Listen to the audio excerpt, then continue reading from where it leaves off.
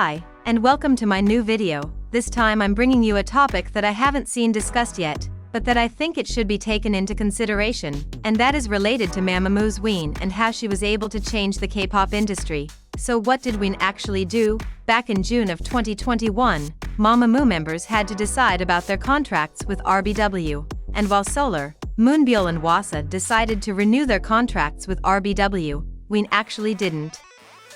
So in that month, Wheein left RBW. However, she only left RBW as a soloist. Which I mean by this is that only Wheein's solo activities wouldn't be managed by RBW anymore, because she actually signed an agreement with Mamamoo's agency, where she would continue to promote with Mamamoo and do group activities under RBW, and that agreement was due until December of 2023. So basically, Wheein would still be part of the group, managed by RBW, but every solo activity she would have after that would have to be managed by the label she would later sign to, which ended up being the Live. At the time, this was a really surprising decision. It was almost unprecedented that something like this happened. What would usually happen was that if a member of a group wanted to pursue solo activities with another agency, then that member would have to leave the group. If none of the members of the group wanted to renew with the label, then what would most certainly happen was the disbandment of said group, or, in the best outcome, they would still be together, but have to change their group name and be managed by another label, and couldn't even perform their older songs, since their former label would hold the rights for the group's brand. This was what happened to Cube's group Beast actually. And they then rebranded the group to Highlight, and only a few days ago, years after rebranding, got the right to own the rights of their former group's name. Since this was something so different from what used to happen, at the time, many people, especially non-Mamamoos, said it was only a matter of time after the news broke out that Mamamoo would disband. Everyone said it was impossible for Wheein to be managed by two different labless, and that Mamamoo would never come back after that.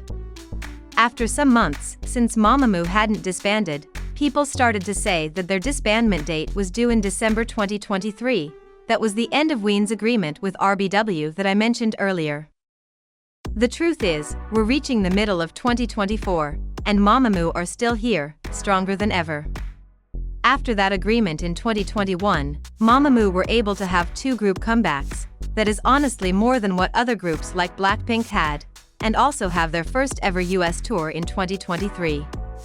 While we don't know the status of Wheein's agreement with RBW that ended in December, in one of her recent solo concerts Wheein said that she preferred to be in a group than rather being a soloist, when she had to choose. But Mamamoo's continuity as a group is not dependent on that agreement, since Wasa has actually also left the agency last year, and joined P Nation, without any sign of having some kind of agreement with RBW.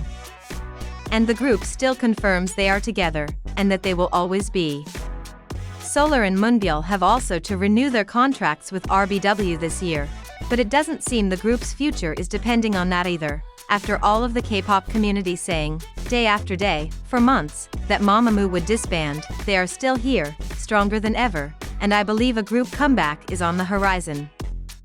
After this successful distribution of managements, if I may say, since Wheein and Wasa are being managed by other labels, while the group as a whole is still being managed by RBW, the industry saw that maybe it was possible to conciliate having a group with the members under other labels.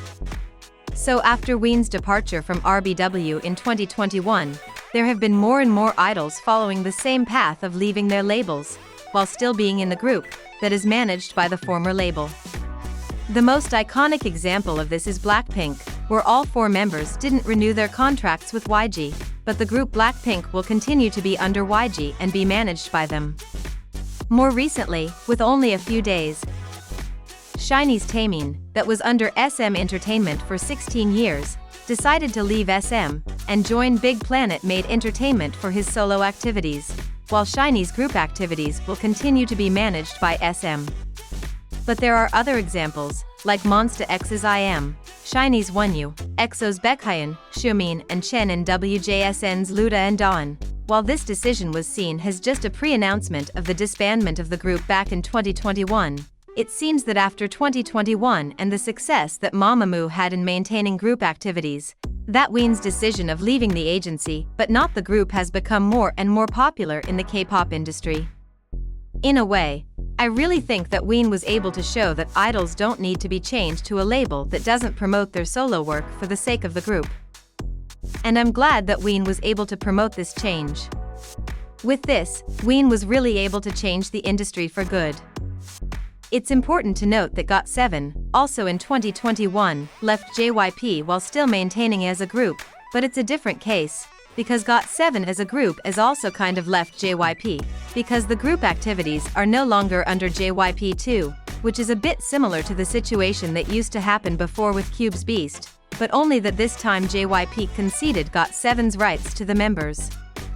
I haven't seen many people discussing on how it's becoming more and more frequent for idols to leave their agencies while staying in the group that is being managed by the former company, something that was not expected at all some years ago, and how change appeared after Wheein's decision. So I hope I brought something new to the table for the community to discuss about, and also giving more credit to Mamamoo's overall impact in the K-pop industry that is so often dismissed. Thank you so much for watching, and have an amazing day.